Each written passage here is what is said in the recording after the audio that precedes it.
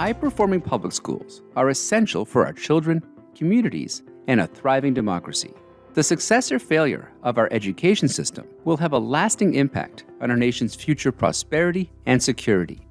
Our collective responsibility is to ensure that every child is launched in life with the knowledge, skills, habits, and mindsets to achieve their full potential. Unfortunately, we're not getting the needed outcomes from our schools. Despite being one of the highest spenders on education globally, we are not seeing results.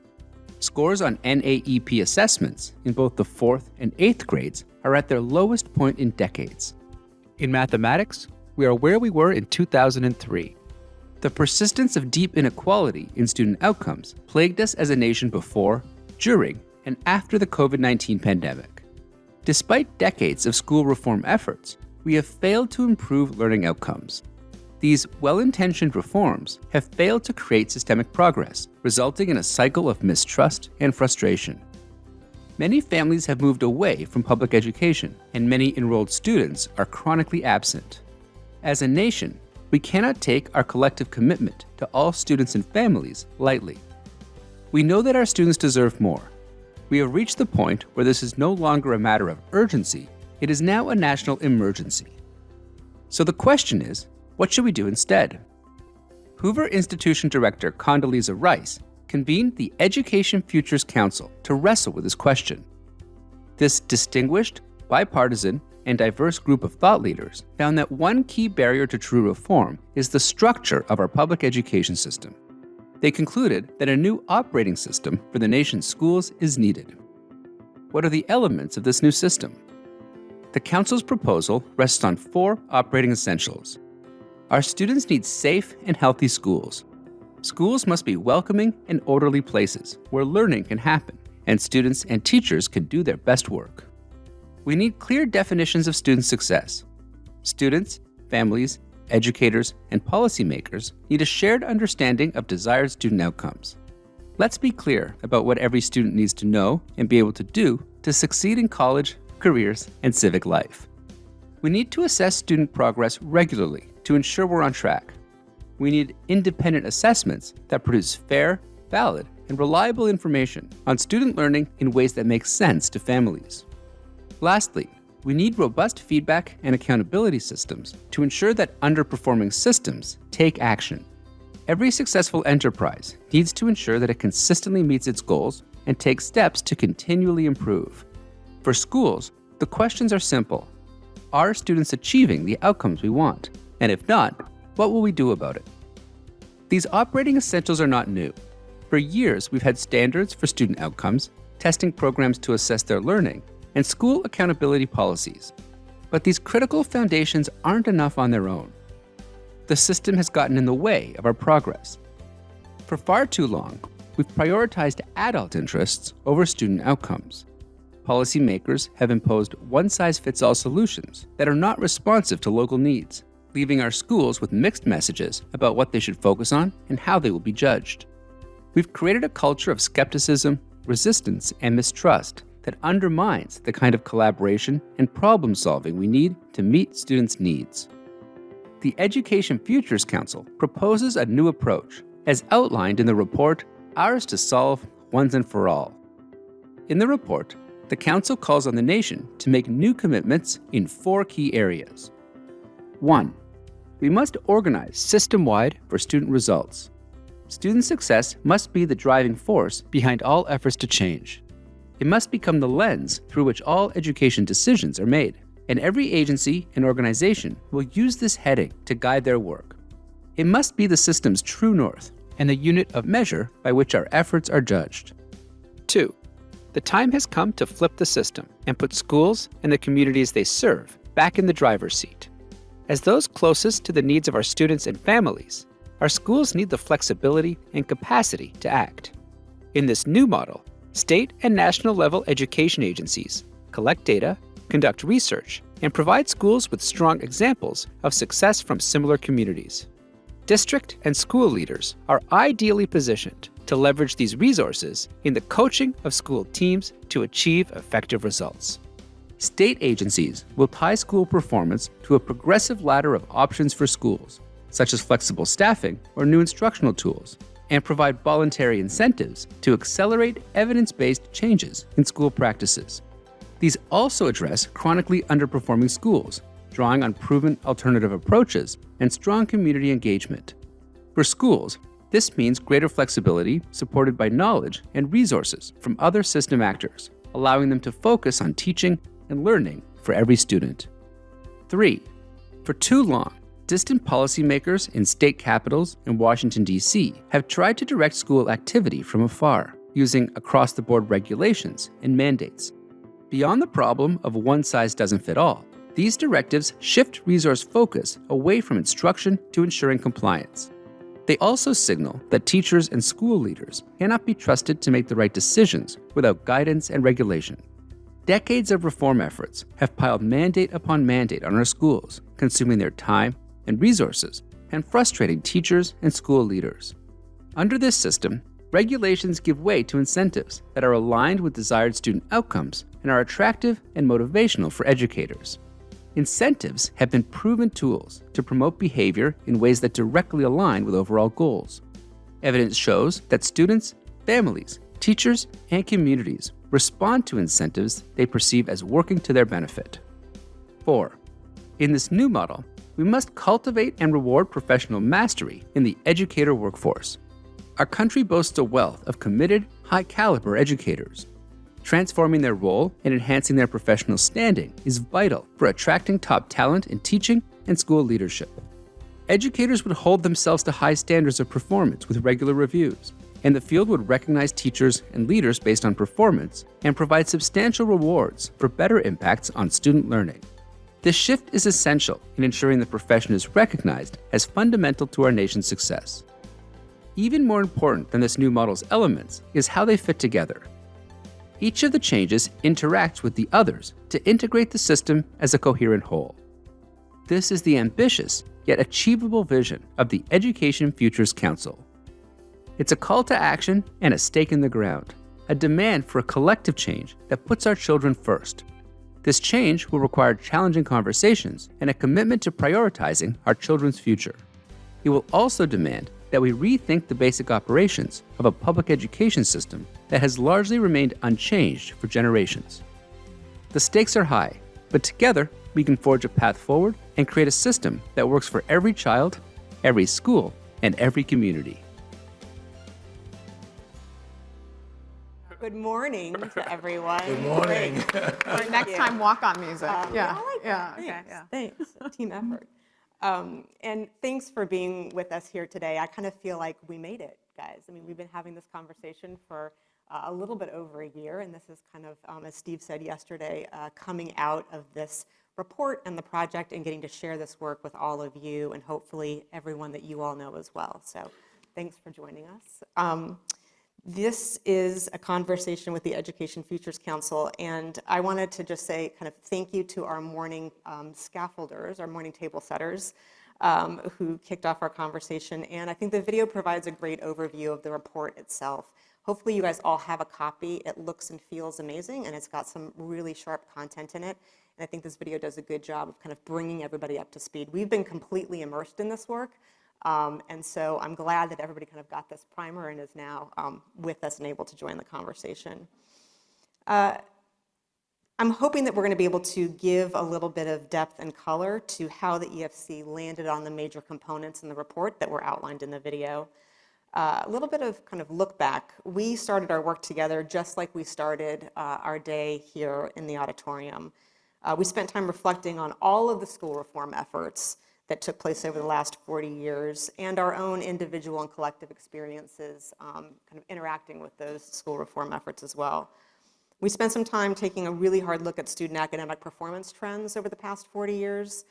Lynn and Mackie's work on the Tectonics Project was also hugely impactful, I think, in setting the stage and getting our brains ready to think about the challenges ahead.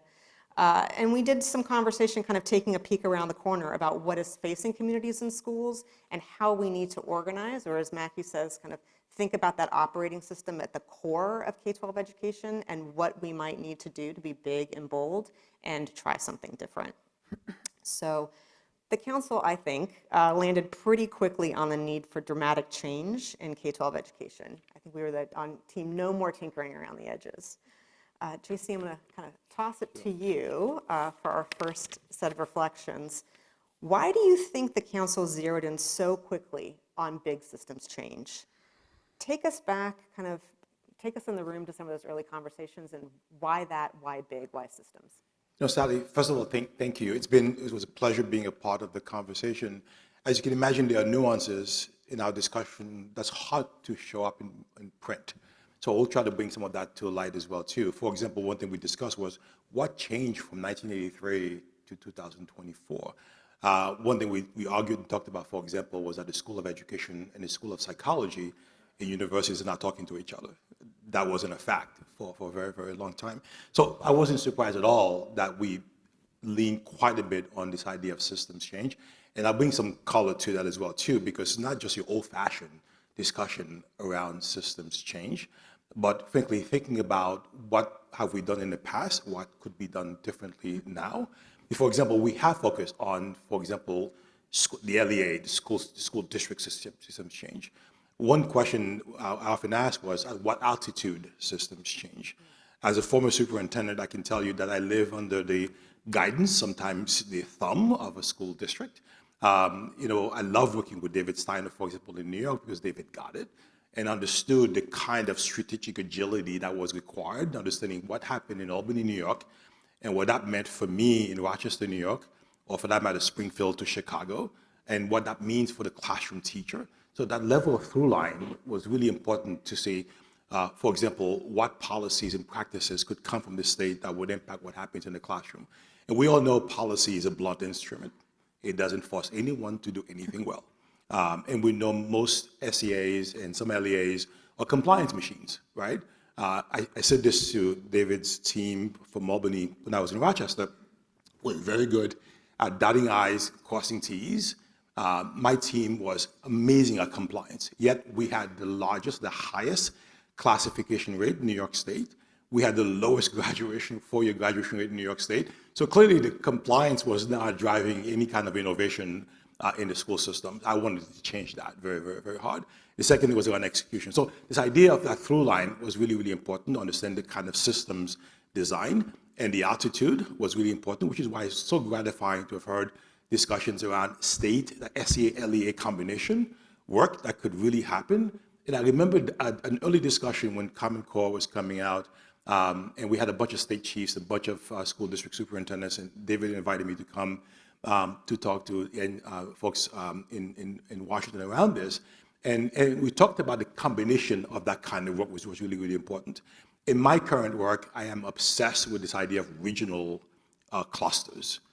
For example, we have a meeting coming up in Pittsburgh where 13 school districts are going to come and host discussions around innovation in a whole regional structure that I think is really, really fantastic. So I wasn't surprised. I think moving away from looking at the magic elixir, fix teachers, you fix it all, right?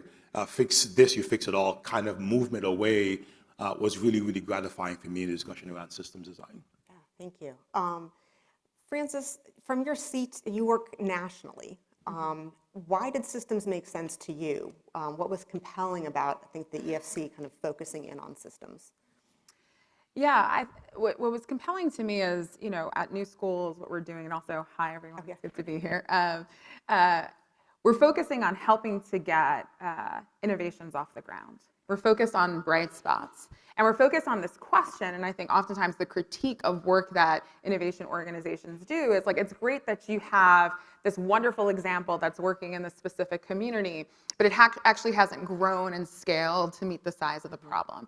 How do we make sure that as many students across communities around this country can benefit from what you're doing and learning?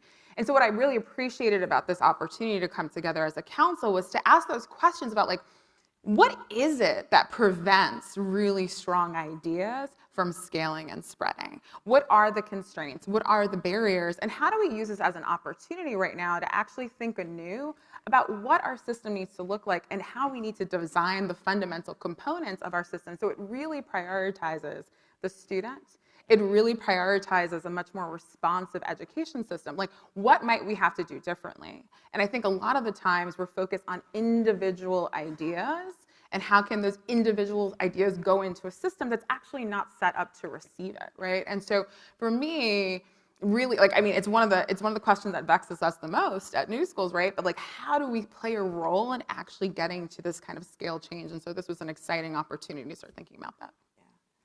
Yeah. Andrew, you have lived your professional life embedded in super complex systems. Talk to us a little bit about your experience in complex systems and kind of how you brought that into our conversation when talking about K-12 education. Yeah, and I'll preface this, like, why is a retired NFL quarterback and football guy here? And I think a little bit about Condi's, a lot of points in Condi's speech last night I thought was really salient, including her incredulousness over student-focused. Wait, it's not student-focused. I think K through 12 education. Yeah, it's everybody's challenge. It's everybody's problem. The stakeholders are everywhere, and I certainly feel that every day more. Having a 5-year-old is going to go to kindergarten next year, so now I get the parent hat. I'm a product of the public education system in this country. You know, educated here, grew up here. So I do think there's a level of building broader coalitions and stakeholders to get some level of change happening. Complex organizations, role definition. I got to play in the NFL or on some high-functioning teams. There's some Indianapolis people here who are nodding their heads, and also I was on some very low-functioning teams at times. I saw a quote recently from the football world about quarterbacks, and you might not know much about sports or football, but you probably know the word quarterback and that it holds, you know, some importance in the sort of zeitgeist of football and popular culture, really.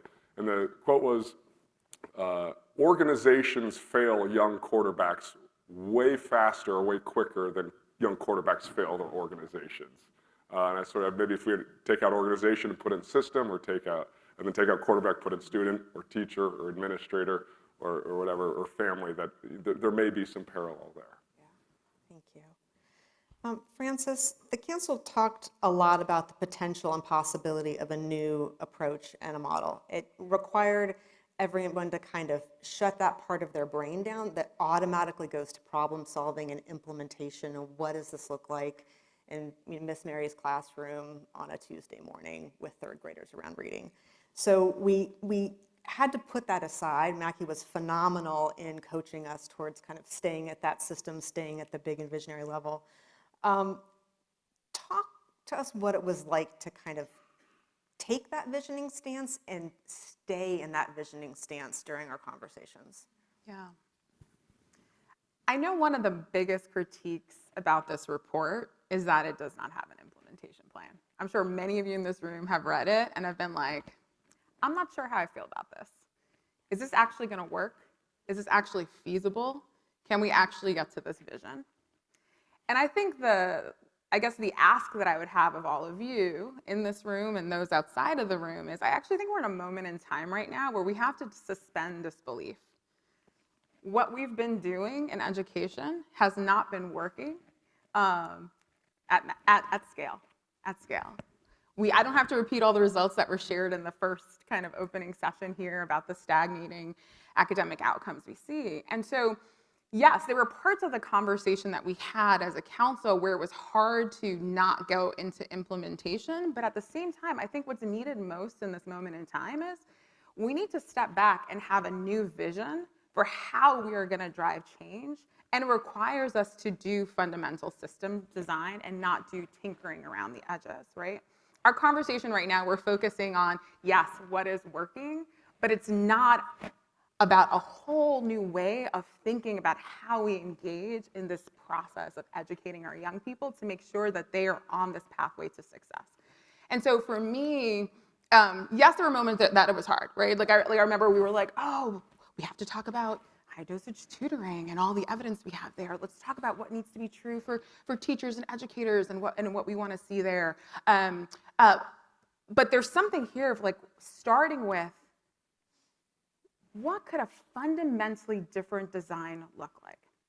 Is there consensus there Can we engage on the back and forth on what a design can look like? Then let's think about a part 2. What are those core components? Then think about the part 3, like maybe the additional examples we can share. And so for me, I was actually quite excited to engage in a broader visioning session to think beyond the normal conversations, the business as usual conversations that we tend to have. And at times it was difficult, right? And so it's interesting and love, like I'm sure it'll come up in the Q&A to see like, where were you all experiencing tension? Where all were you kind of like, I wonder if this could possibly work, what could be possible? And I would love for us to kind of engage in more in the what could be possible kind of discussions as a field, because I think that's what's needed most. I also think, maybe because I lead an innovation organization, I'm just in the work of taking bets on visionary leaders with bold ideas for change, understanding that they haven't figured it all out. Right? Sometimes they come to you with a business plan, and what it is a plan for possibility. Maybe they've done some piloting and have some early evidence, but really what I think our work is ahead is to really think about how do we build from the strong bodies of evidence that exist, and how do we create the conditions and the opportunities for us to build new bodies of evidence, right? To bring new practices and new approaches and new ways of understanding, right? And so for me, being able to be part of a conversation where we can bring all of that, ground in the evidence base, but also then think about possibility was really exciting. Can I just add, I couldn't agree more, Francis. One thing I would add is the facilitation was fantastic. There were times we almost got into the cell phone ban conversation, right, or certain discipline, but we got pulled right back up. Because again, those are symptoms. Let's get straight to the malady and talk about what is that we actually need to do to move the system forward. So the facilitation was actually fantastic. And I'll say, and what I love about having Andrew there was that some of the questions were direct. And what may seem as a simple question got to the heart of the issue. I've always appreciated non-sort of educators who are part of my conversation because they push me to have a better argument and to revisit, frankly, the argument. But sometimes when you're living in the water, you don't see the ocean. So that was really, really fantastic to have folks perhaps who are not educators who can push you to have a more cogent argument. JC, do you think of yourself as a visionary? Do you live in that visioning, look forward world?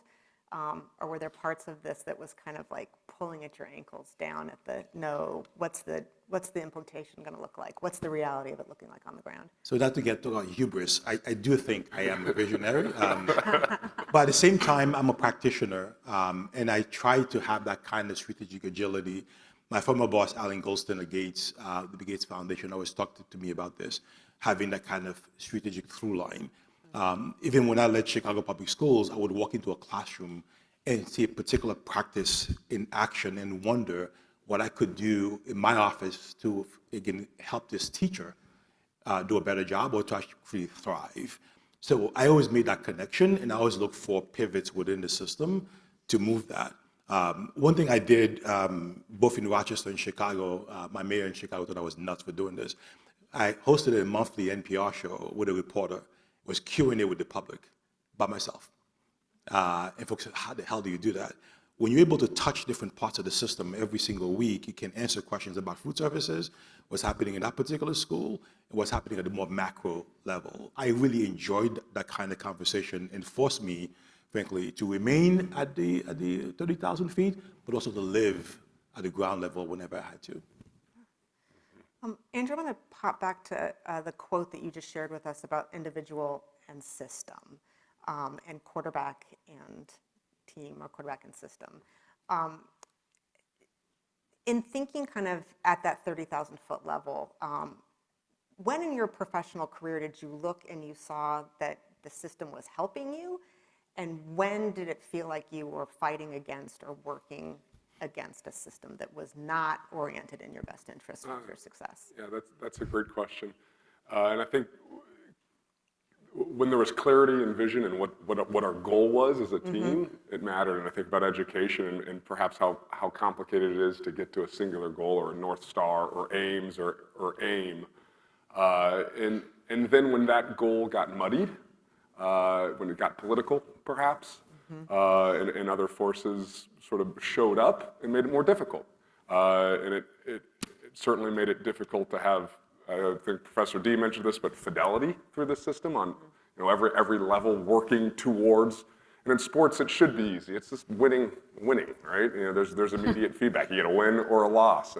It doesn't seem that simple in the education world, but perhaps clarity around the goal, and I think we tried to get there as a Futures Council, and I think we got close, really close, but I think that clarity of vision was an enabling condition for the really high-functioning teams I was on.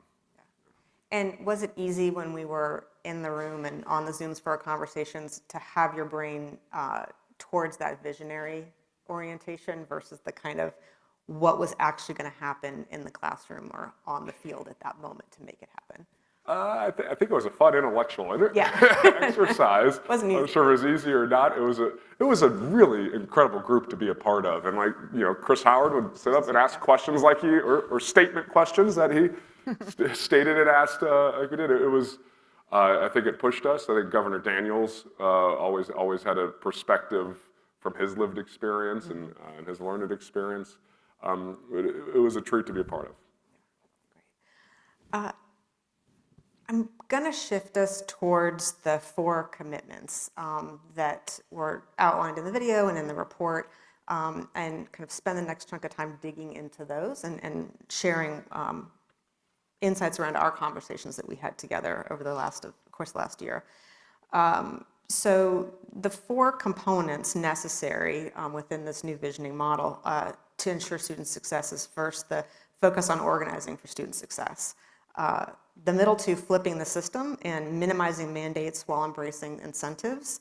And the last one, cultivating and rewarding professional mastery. So Francis, I'm hoping you can kind of kick us off with the first one and kind of get into organizing for student success.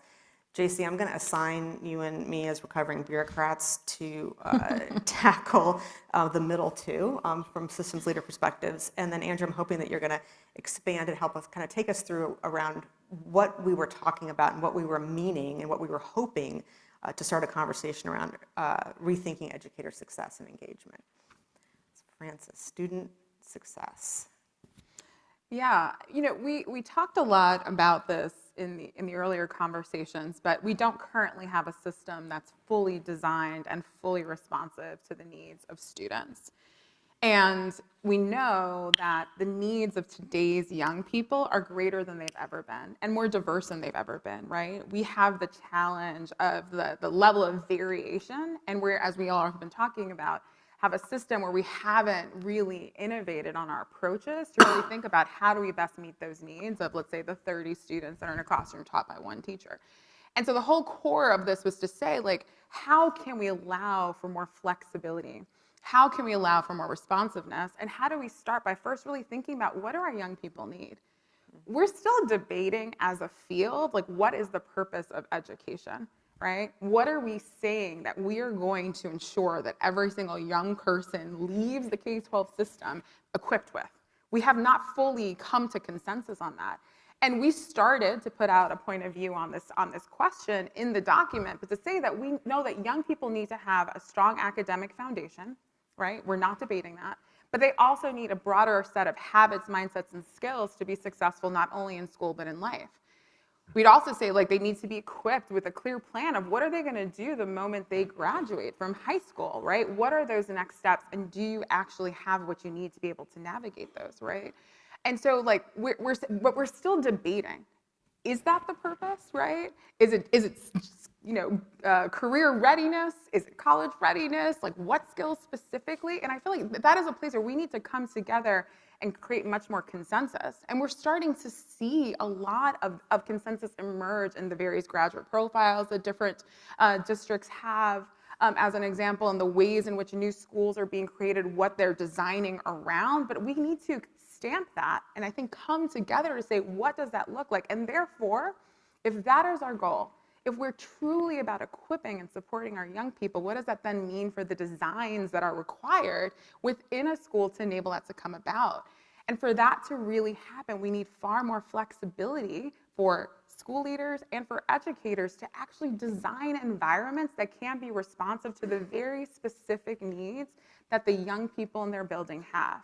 We know that every single community has a different set of needs, a different set of aspirations for their young people, and so it requires that flexibility. So much of our conversation was about what would it look like if that were true, where schools were really equipped and freed up to be able to design in those kinds of ways.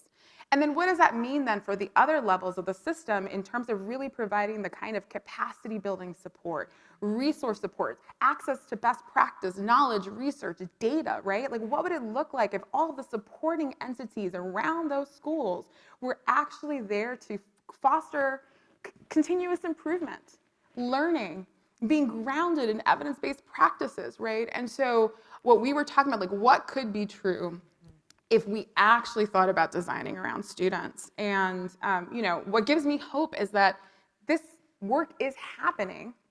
It's just happening in pockets across the country, right? We talked about some of this in the gap-busting charter school research, where we're seeing some of those features in place. We see it happening with traditional public schools within empowerment zones where there's greater levels of autonomy, et cetera.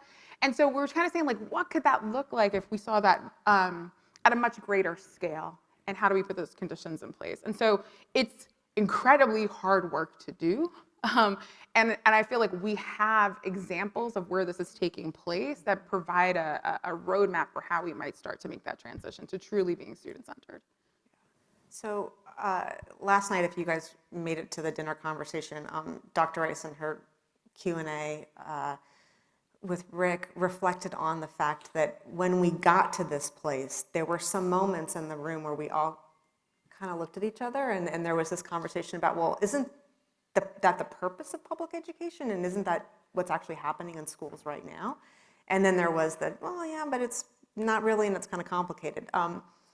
Take us through one of those reflections, JC, kind of that interplay between, well, like, no duh, that's actually what we're supposed to be doing versus what it actually looks like in schools. Yeah, and I also try to connect that piece to more the nuanced discussion about 40 years after. I did an experiment with my leadership team when I first joined my organization, and I got a bunch of PhDs from Stanford, MIT, Harvard, you name it, tier 1 institutions. And I asked them on the Google Doc, list 3 things that made you successful in life. And I waited 20 minutes. Not a single person listed their academic credential. I was so surprised.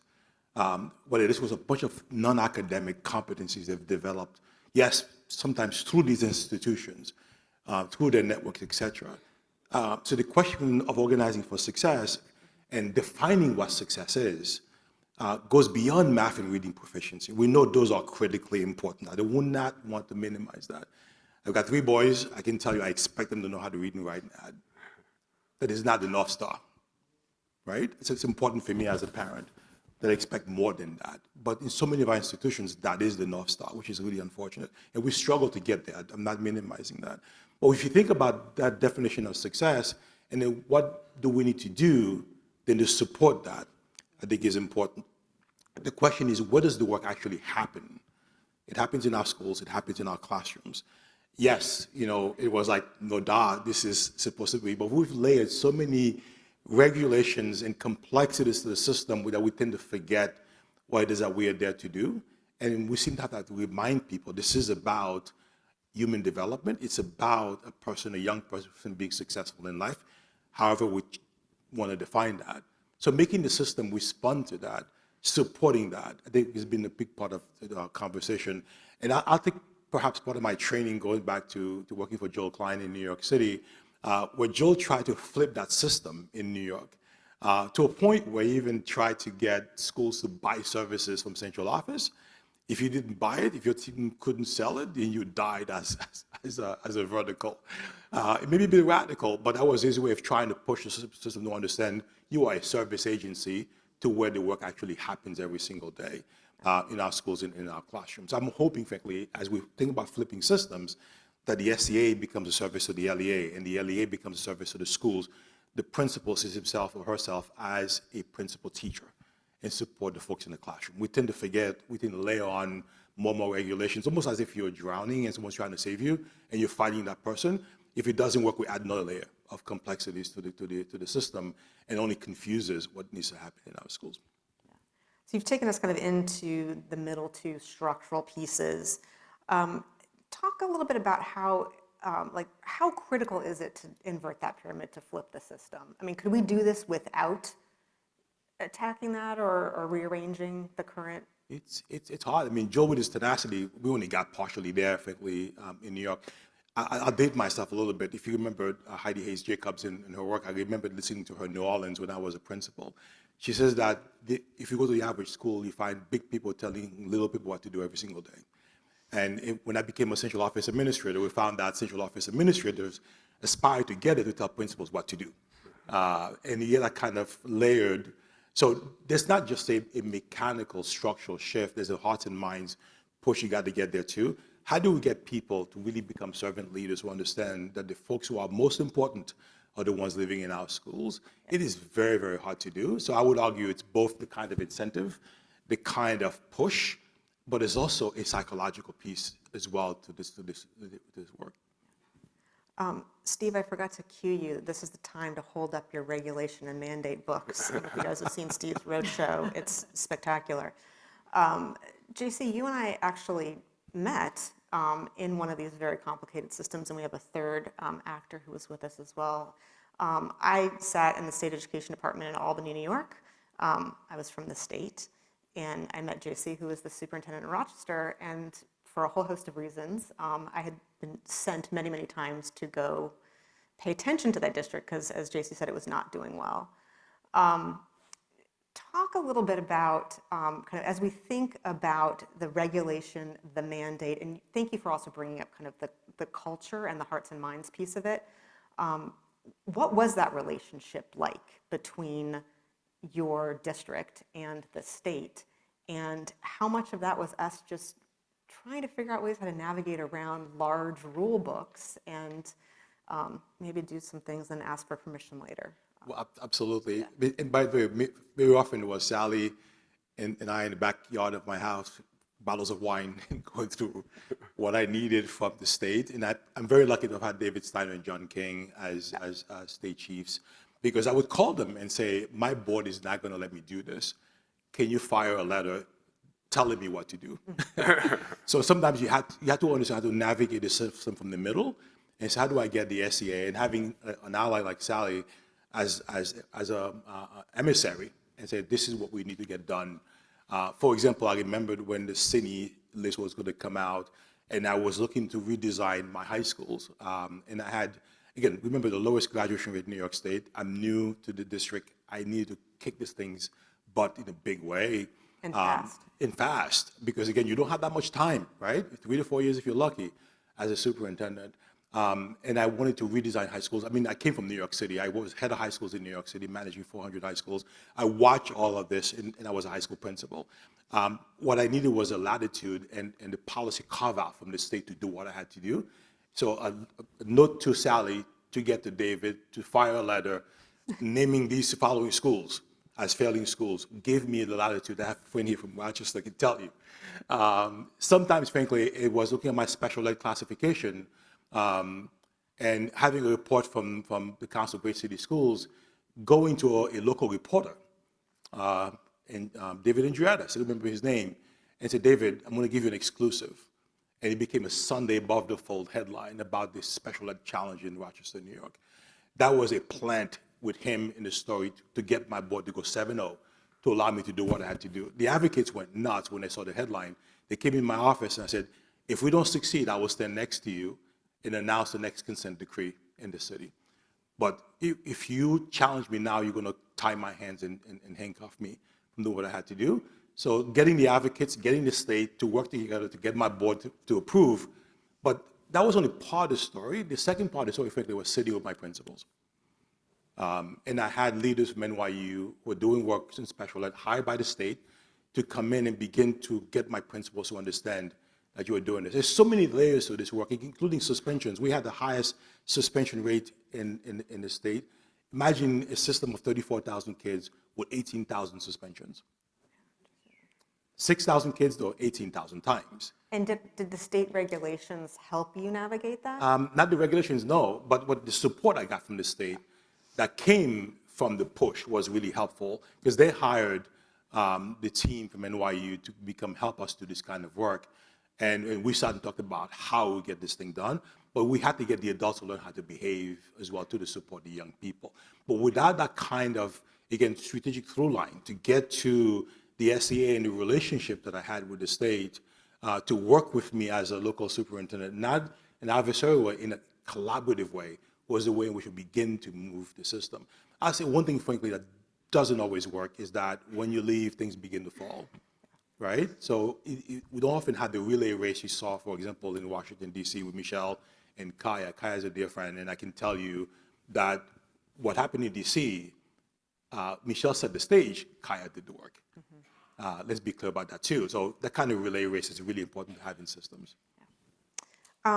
People, teachers, educators. Andrew, the fourth part of this new vision and this new model, really think about reprofessionalizing, thinking about kind of how we treat, support, and set expectations and reward, quite frankly, incentivize our adults in classrooms and in buildings and systems.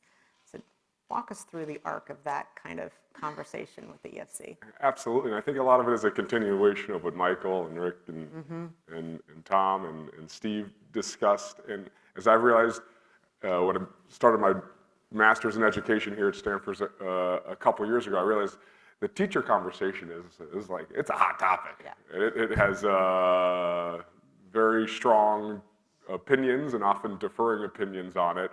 And like probably everybody in this room, either are a teacher, worked at middle school, high school, elementary school, or have family who are teachers, or were impacted by a teacher in an incredibly positive way, or perhaps a negative way in your life. And so I'll put that aside for a second. I do also want to interject. One of the things that our council kept coming back to, in all conversation was, and I think JC, you talking about Rochester and the challenges there, was pitting this as a public good, that education is a public good, and you can't get around that. And certainly, public education system works for a lot of people, you know, and it worked for me. But it fails way too many people, and it fails way too many people that need it the most. And you know, here challenges in a place like Rochester of those who probably need it the most, and folks working really hard to help. But teachers, yeah, I think we had the medicine analogy pop up earlier in a fun conversation last night between the Futures Council and the Practitioners Council around teachers in autonomy, in respect, in authority, in training, and obviously Michael brought up the teachers unions and AFT and other parts. It seems very complicated. But there are some things that I think also seem simple, like that this doesn't work without teachers being set up to succeed and the teaching profession being more professionalized. I feel very fortunate. I'm going to show a paucity of imagination and just go back to football. So I'm going to ask your apology beforehand. But part of why sports has had such a huge impact on my life, especially football, is that my role was always clearly defined. Like, I knew what was expected of me. I also knew the people next to me had their roles clearly defined. They're a little different roles, but we worked together. And I was coached every day, right? You play the game, but you practice 90% of the time. Not just practice, you watch practice. Everything you do is filmed, and you go and sit and talk about practice. I mean, you're talking about a learning environment. My gosh. You know, might seem paradoxical, but like football was a learning environment. You learned individually, as a unit group, as a team, collectively, all day long. You couldn't help yourself, and you knew you had to go put yourself out there on the public stage, you know, once a week through a rhythm, whatever that is. And that schema exists in all sports. And obviously, the higher up you go, the more resources are there, the better quality coaches, et cetera, et cetera. And so I don't think, it does not seem like you have to look too far to find great examples of that in ways to help teachers. And I think the military is another fantastic example. And Dr. Rice brought this up yesterday, that I'm going to steal her example. And there's another phrase from the world of football: the best coaches are great thieves. All coaches do is look around and see what other people are doing well and bring it in and tinker with it and make it fit their personnel, right? And I think perhaps principals is the analog for that, or teachers, whatever that is. But Condi, talking about the difference between the Russian military and the American military, and that the American military, our lieutenants in the field, have an incredible agency over decisions they make, but they have the might of resources, training, a framework. You know, they have been set up to succeed with standard operating procedures that have a corpus, a body of evidence behind it, all pointed in one direction. And while I know football might not have the corpus of evidence, you know, in peer-reviewed journals that Tom D would challenge me on this, I do know there's evidence when you watch the game, the product out there, that I want to believe we can work on. So I'll get off my football pedestal here for now. And also on the personal note, note that, you know, like my English teacher senior year of high school, I still am in contact, and I imagine the same for him, still in contact with, and had this incredible influence on my life, and still does. Like my high school football coaches, I had the opportunity to volunteer high school football coach for the past couple of years at Pally High, the local school, and the getting to live again in like a high school as an integral part of the fabric of a community on a Friday night, and band and cheerleaders and the teachers being honored and the football team being played. I think there's I would hate to lose that in our culture, and it seems like the consequences could be very dire.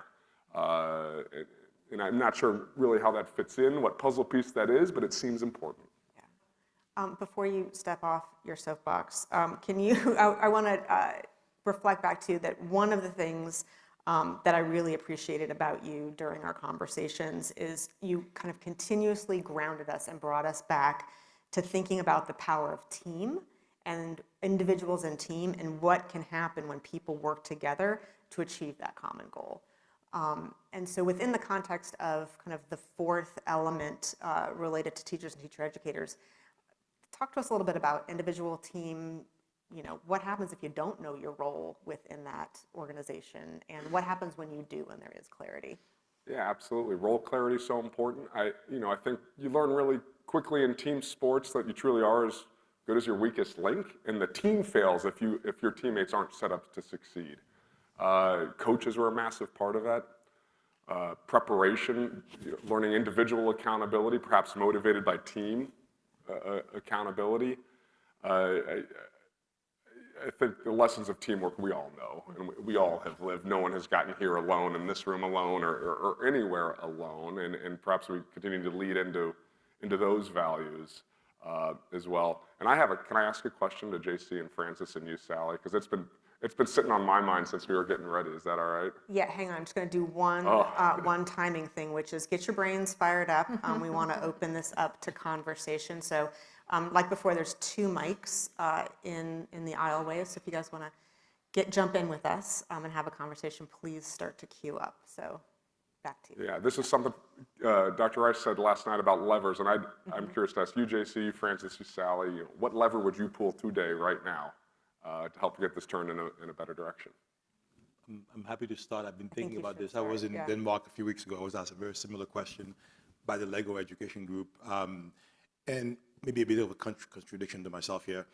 I really believe that if we're to focus on next generation assessments, I'm talking about moving from assessment being an event, a place you go and do, to being embedded in pedagogy and practice. You think about what NCLB did for education, good, bad, whatever, right? It changed the conversation. If we're to really move on that, and by the way, I know that Reed Hastings is supporting Saul Khan in playing with this. I was pushing Lego to think about investing in this idea of rethinking the way in which we assess to be embedded in pedagogy and practice. And AI could be an enabler here. You will change the conversation in teaching and learning. Have an answer. Yeah, it's always hard when you have like the one lever. What I'll share with you all is, and I was starting to have this conversation with Jen from Ed First last night. I think we're in this like particular moment in time where we must act, and we must act in a unified way where all of us are thinking about what is a specific role that we can play in getting toward a collective agenda and towards collective change in education right now.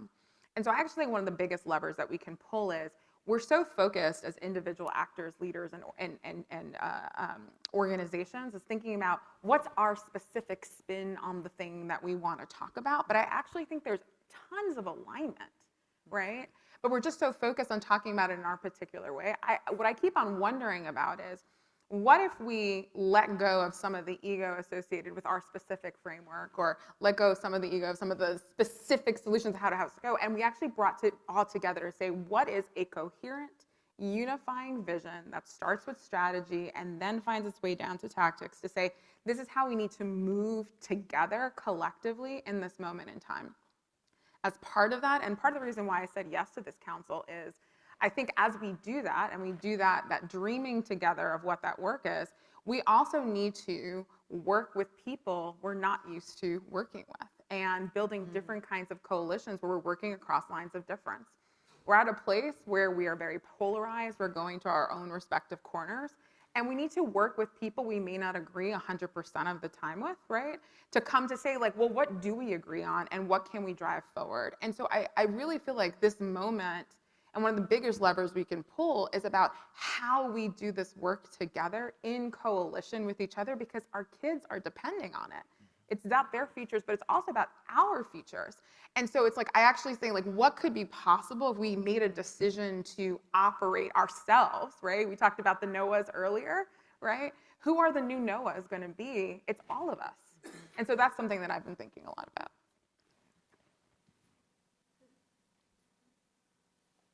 Do you want me to answer too? Yeah. He asked you too, Sally. So I live kind of my life in policy, so my natural inclination is to go and pull a policy lever to try to make something happen. But in thinking about this, Andrew, I think we just have to do something. So I think my lever that I would pull is just action. I think for far too long, we have waited to have the perfect or the ideal, or there is, Francis, to your point, a new innovation or a new strategy, and it is the advocacy and the communications and the marketing and the, like, I'm going to die on that hill and we're going in on one thing, that it prevents us from just doing something. And I do think that if we start making small steps, I think if we start moving towards that true north, if we really are moving in that direction, that we can change the momentum of the system, and we can start to see some changes in behavior and practice and outcomes for our kids and for our systems. So I would say just do one thing, but being pulled towards and following that true north. So I have another question and prompt as people start moving up towards the microphone. JC, at one point during our conversations, you said if we were living in this new reality, in this new model that we have put out by the EFC, that your day job would be much easier. So tell me a little bit, it just stuck with me, I've been carrying that around. So why, if we oriented ourselves and we had this new system, new operating system, why would that make your day job easier? A lot easier, and I'll be quick to allow for the questions. One of the things we have at Digital Promise is the League of Innovative School Districts that was created by Arnie Duncan back about 13 years ago. Right now, 150 systems across the US and about maybe 15 around the world. These are practitioner, city-led systems who are looking to innovate. And they want to be free to test, to try. It would allow them to quickly go to town. I'll give you one example of one thing they're working on right now. We have 6 systems working with Amira Learning, Penn GSE, MDRC, and iterating on the integration of AI into the science of reading. These are teachers, principals, superintendents doing this as we speak right now. You allow them to go to town, these folks will go to town. So it would make my life easier because they are really interested in innovating outside of the bureaucracy. Great, thank you. Hello, name? Ready? Yes, you're ready, good. Let me give you the question first, and then... You want to introduce yourself? Oh, sorry. Let me give you the question first, Okay, then yeah, introduce then you'll do myself. it. Okay, great. Because I share affinity with all four of you and want you to know that and to express appreciation to you. The question is, whither philanthropy in this next phase? A lot of philanthropy was brought to the fore in the last period, which has now faded away. And there exists a lot of disappointment and frustration and confusion about what next might be done. So we're going to have to distribute the effort well, aren't we, across the voluntary sector and the public sector and the public and private providers if we're to get this right. My experience spans most of that. I'm the founding chairman of Achievement First, which operates in New York City and in Providence and across Connecticut.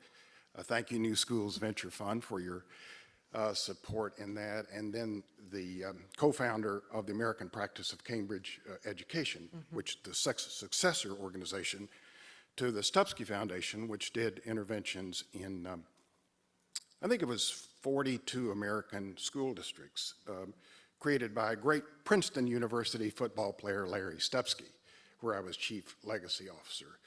So we've seen a lot and done a lot, and philanthropy had a lot to do with the improvements made in the last period, but what comes next? And what should we say to the philanthropic sector about why they should reinvest and to what ends? Thanks. Great question, thank you. You can go quickly, and maybe Francis can say a lot more. So, some fun. I spent 4 years at the Gates Foundation, and I can tell you that DNA actually really quite enjoyed. We look for market failures and what we could do to move that ball forward. But at the same time, we thought about government philanthropy or government support to making this happen. In my current day job, I'm completely supported by corporate CSR, by NSF, IES, Gates, and others, frankly. And we all talk about ways of working together. We've launched projects with NSF, IES, and the Gates Foundation. So it is happening. I can't speak for every foundation. I can tell you, even the Oak Foundation in Europe is funded our whole learner variability work, 13 million over X number of years. That science and reading AI stuff is all IES funded. So there is great interest in pushing that. At the same time, that sector could itself come together better to coalesce around specific key ideas as well. So, agree. Yeah, what I would add is there is no question that there is reduced philanthropy to support K-12 initiatives right now. And I think this is part of the rallying cry for why we need to be operating differently in this moment, right? We're seeing budgets get reduced. We're seeing open questions about how do you drive change, more interrogation of what's working, of course the evidence base, but also more pessimism that new ideas are actually going to work. And I think what this requires is that we need to step up and to bring optimism back in. And that is part of the reason why I said as my lever for change, how do we come together to share this inspiring vision of what could be? Because I think that is the only way we're going to bring philanthropy back into the work at the levels that we have seen historically. Folks are turning their attention away to other issues, to climate change. It was democracy. We'll see what's happening now in this next stage, right? It is certainly workforce development. But we know we're not going to get the climate scientists we need in our future. We're not going to get the kind of thriving society we want if we're not making these core investments in K-12 education. But that has not been a rallying cry for continued focus and continued investment. And so that is why I think we need to come together and to say, what do we all collectively want to focus on? Because where we are seeing focus, it's much more on tactics, on the things where we feel like we know that it works, we just want to spread and scale it, but we're not actually asking the bigger picture questions of the fact that we do need fundamental change to really get to these broader set of outcomes that will get us to an education system that prepares our young people to meet the future that is here today, right? And so that's why I'm like, what could that look like? What could the next step of this effort be? And the steps following that, right, where we can get greater alignment, because I think many funders are actually asking the same questions of what should we be focusing on? And it's on us to come together to say, here is here's a blueprint, here's an answer. So that is my hope of like what we can do and where we could go next. And while I would say there's not a chapter in the report titled philanthropy or directed at funders, very much part of this, one of the system actors called out, and I think part of the solution and part of rethinking and redesigning that operating Can I system. support and contradict a bit? And Yeah, please. I don't like contradicting Francis. You can. I I will probably come like back a and ton. say, So I do agree around perhaps a tactical piece from philanthropy, which is sometimes a challenge. As an organization, we drew 75 million Q3 alone this year in philanthropic support and funding. So they are funding. The question is why they're funding. Yeah. Where we live in that tech-enabled education, work in AI, et cetera, is hot, which makes it easier for us to talk about science reading and artificial intelligence. Because we lean quite a bit on NSF and IES for funding, that is happening as well too. With Verizon Corporate CSR, we get a ton of money around digital equity in providing devices, broadband, teaching teachers how to use technology in the classroom. So it is happening, but sometimes, yes, not the more macro. yeah, and I think we're actually saying similar things. Like I think we see a lot of focus in very specific, more narrow areas. I think that is, to me, has been one of the biggest trends of like, I think there was more of an openness to a broader set of ideas, and now we're seeing much more narrowing into specific places where it's like, if I can control the outcome, I can see the if I can success. get to a specific market share, if I can get to a specific level of scale, then, right, that, you know, like I'll be able to drive change. And so I don't think we're saying different things. There are lots that's still getting funded. What I question is whether what's being funded is actually going to get to the transformational level change that we're talking about seeing. Our system is still not meeting the needs of our young people. And while I think all the ideas that we're advancing will drive change, will it get us to the level of change that we're talking about overall? I think that's the question. And I think we need, as a field, a stronger and better collective answer to guide our field level activities. Thank you. Yes. Yes, good morning again. George Pendleton. I want to sort of do the second landing of my question this morning and use that axis of imagination. In the 19th century, over half of the jobs in this country depended upon a horse because that was the mode of transport. Now, if we had been confined to figure out what to feed horses or do to horses to make them run faster and even fly, we would have never gotten to automobiles. We never would have afforded. It never would have been a question of what's next. So again, what I'm trying to learn at this conference, if it's new schools, and I took the word schools out of it, if I looked at the background of Andrew and asked, could we be moving to a world from teachers to coaches? Do we need more coaches to sideline our kids? And what is the next thing that's going to skill human beings? Because we've got a military that's moving to unmanned vehicles to take care of military issues. We've got different types of transportation modes. We're going to have flying taxis. What is the thing that's commensurate in the learning world where we're not going to be thinking about investing in supersizing the horse, but getting to the car, the plane, the things that can accomplish the job of helping those folks do this? I really want to hear Andrew's perspective. Peer into your magic crystal balls. What is next? What's around the corner? This is the life I live, so I'm happy to go, but let you guys go first if you want to go first. No, so I mean, we have to stay within the zone of proximal development of the sector, which is something I talk about very often, right? But at the same time, we think about what we need to do to look around the corner. The idea, for example, that the teaching profession is unsustainable. The one teacher, one part, as my colleague at ASU, Cal Basilo, talks about, is unsustainable. How do you rethink that whole mental model of teacher to think about a team of adults, for example, supporting the learner variable needs of an individual child that includes technology innovation? I did a podcast with Paul Peterson from Hoover, I think it was yesterday. If Paul may be in the audience, he asked me, why was there learning loss? It's a simple question, right? But it's a complex conversation. You think about what we have not prepared for in education to tackle what happened to us with the pandemic, what can happen with climate change as well too, All that requires a rethinking. You think about the proliferation of artificial intelligence and what that means for the future, for the present, even workforce, and what needs to happen, frankly, for school. My organization plays from early learning through workforce innovation.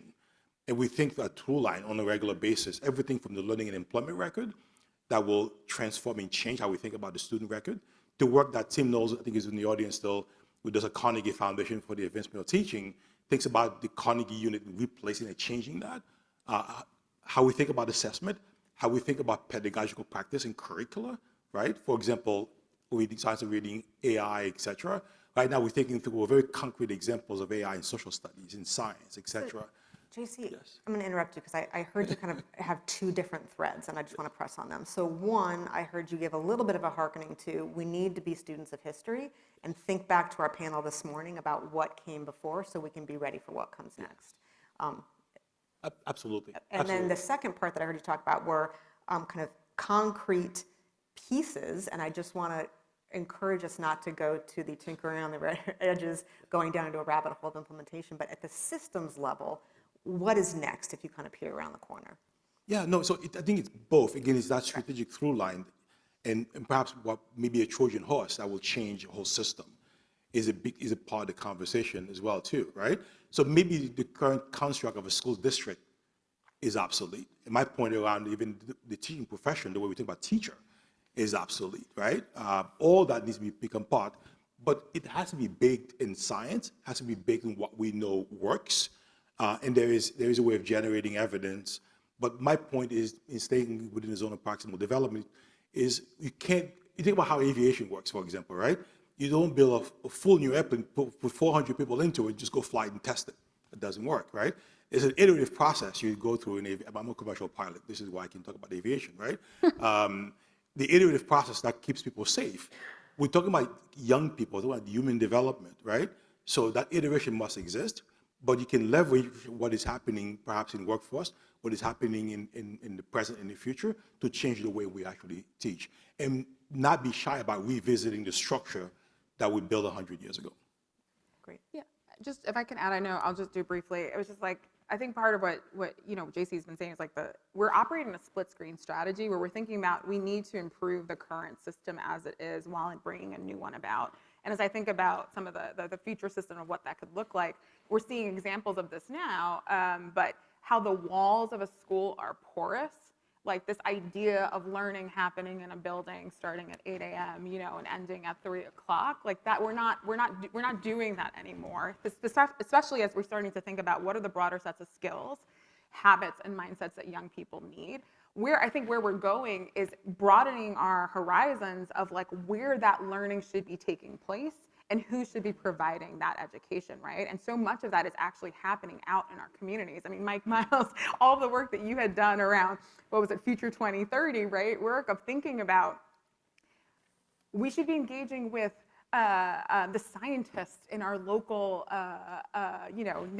natural history museums, right? We should be talking with the local coaches, in our sports teams. That we should be doing apprenticeships and engaging with businesses, right? Like the idea that learning is happening in one particular place, right? I think that's the part that's outdated, that there's only one person you're learning from, it's a teacher, that is outdated, right?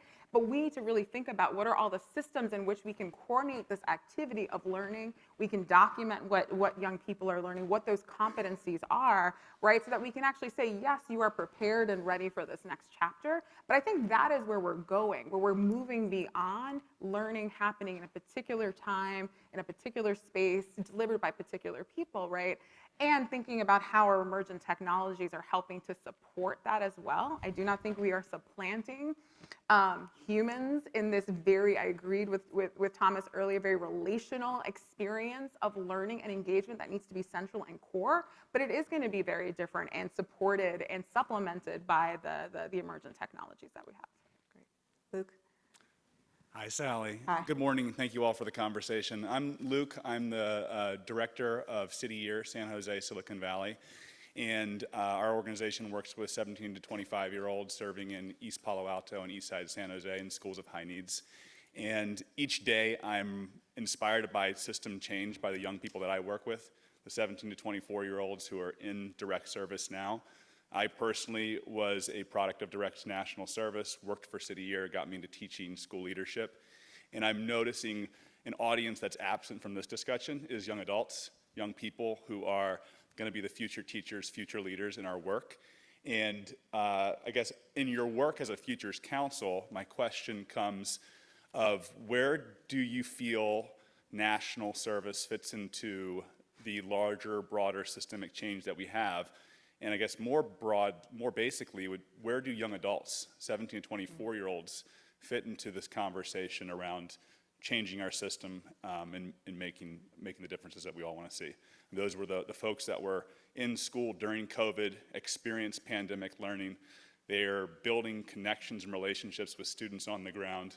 I don't think there's been any successful movement across our nation, country that didn't involve young people being part of it, being the leaders of it.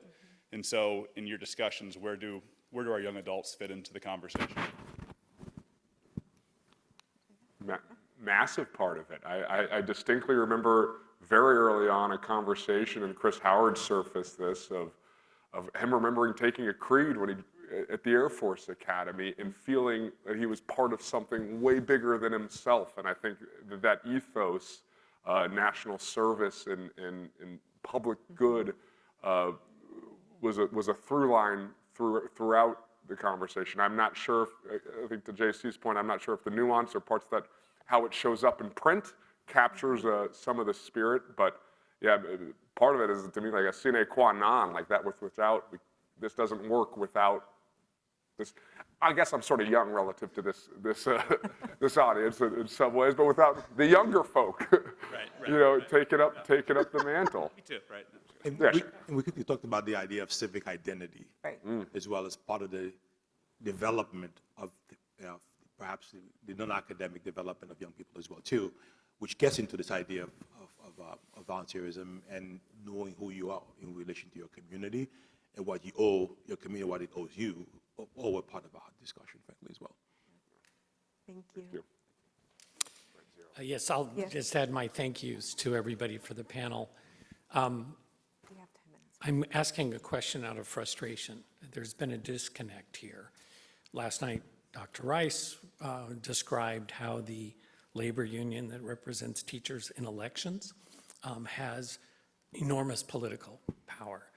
And then a panel earlier today laid out how they virtually have a veto power over any of the changes you're talking about. So my question to you is, do politics matter? Do the teacher unions matter? And shouldn't we do something about that core problem so that we can actually get change in this country? Jim, can you introduce yourself? Who are you, sir? Yeah. You forgot to tell us who you were. Your name. I'm not going to let you off the hook. So my name is Jim Blue. Thank you. I have been an advocate for change for some 30 years.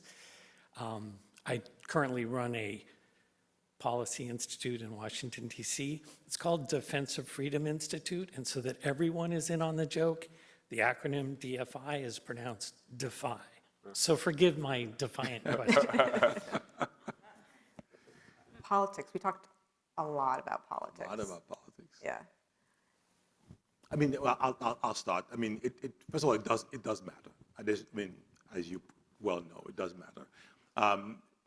The fact is, even today, you're watching leadership leave systems because of politics, not because of the difficulties of the work, frankly. At the same time, I also heard today, which I completely agree with, that the teachers union, yes, can be a tremendous challenge. One who's dealt with 2 difficult unions in my, maybe 3, right, my career.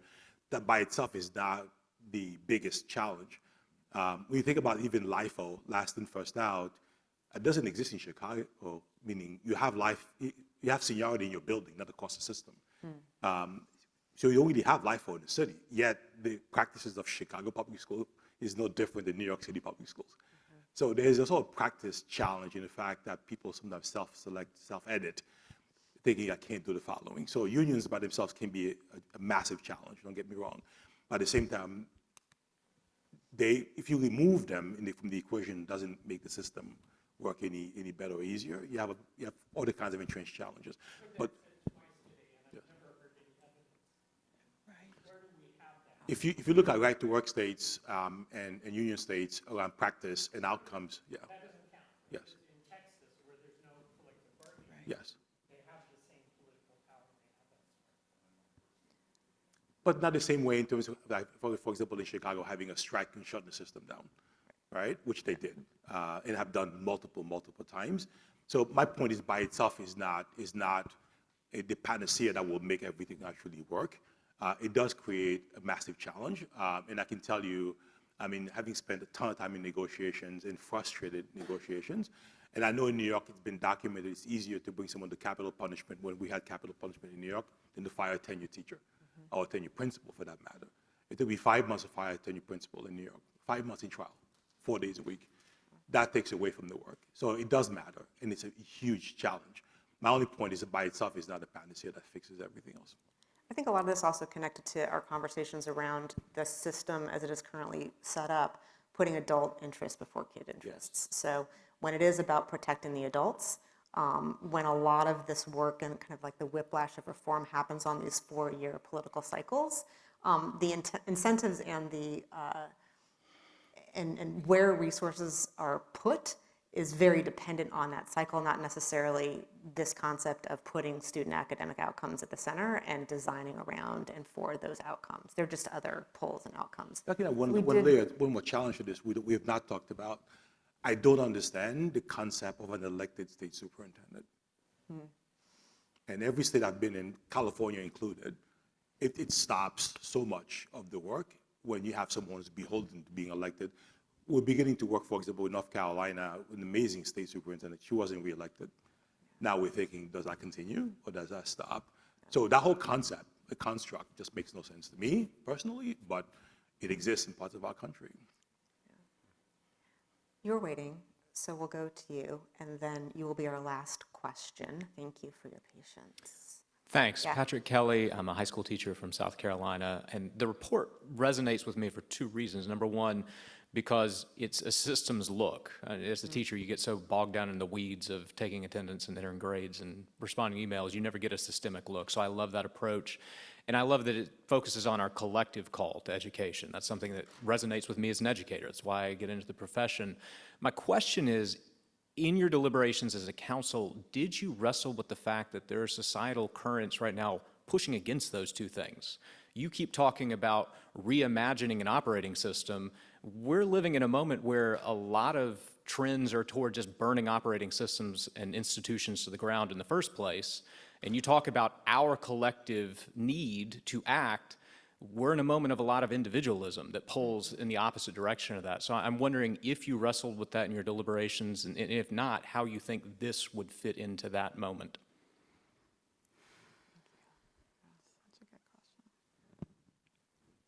Maybe I'll go back on the hot seat again. I love these kinds of questions. Yeah. I think what we see right now is perhaps symptoms of our failure, frankly, in education, right? A failure in our democracy education, for example, right? All these things are part of that.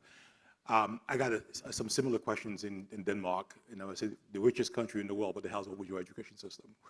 was one question I got on the fireside chat. And what is happening in America right now? And for me, it goes back to what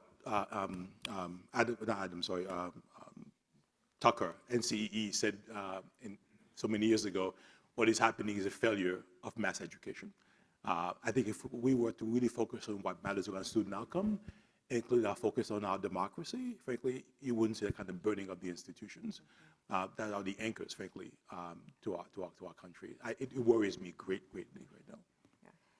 Yeah, I wouldn't say we wrestled with it as much as we started off with a set of base assumptions. And I think one of those base assumptions is that we believe it is critical to preserve education, public education, as a public good, right? So starting from that point, right, you're saying there's something worth preserving in this institution or set of institutions that are educating the vast majority of young people in this country, but we do know that we need to do a fundamental redesign. So we didn't deliberate that kind of concept of institution because we actually said, and this connects with this broader conversation about national service, right?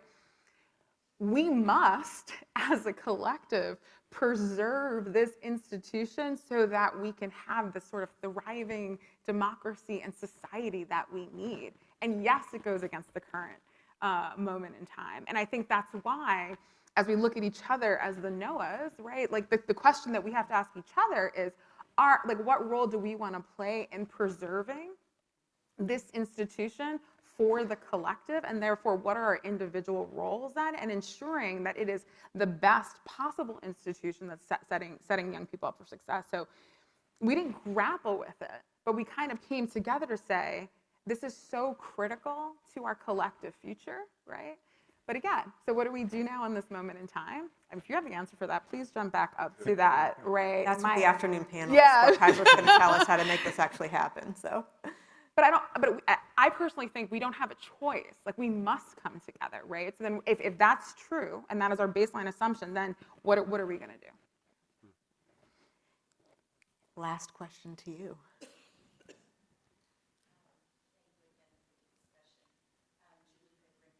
So my question is, education is always slow to respond to success and failures.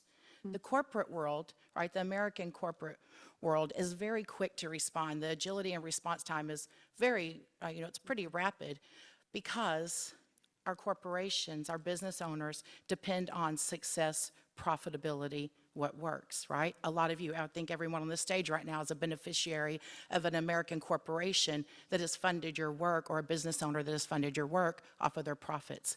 So we saw in 2024, now moving into 2025, that the DEI policies in our corporate America have absolutely collapsed, right? We see Fortune 500 companies at a rapid rate abandoning their DEI policies. So what is happening in education to move from that, and then to move to, America is not a democracy, it's a constitutional republic, and Declaration of Independence says all men are created equal. So where is the move in education to end equal outcomes and go back to our focus on equal opportunities?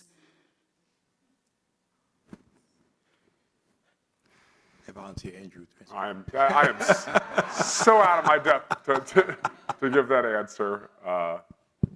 Back to you, JC. So I'll perhaps maybe answer part of it.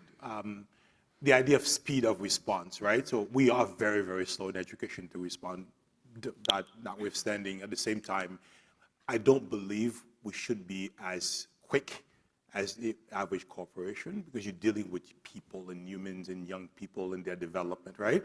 I'm not saying we do this very well, but there needs to be a level of evidence before we move. Evidence, we move the iteration that's based on what we know is working.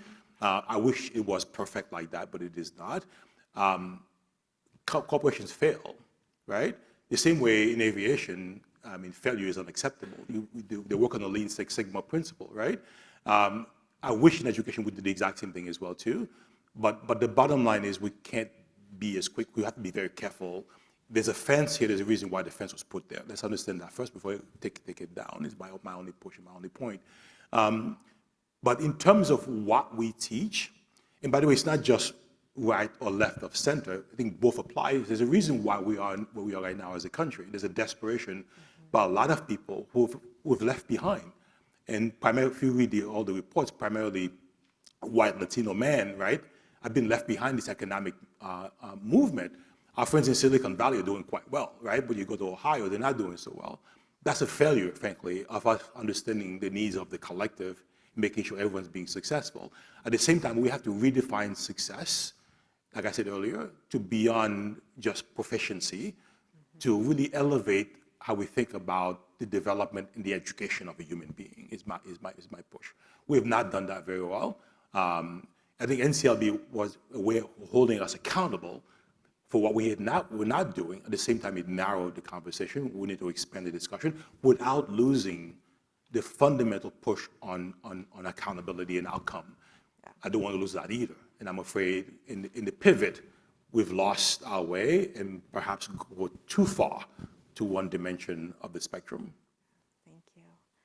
So thank you. Thank you for engaging in conversation, Francis and Andrew and JC and Chris Howard, who's here in the room with us.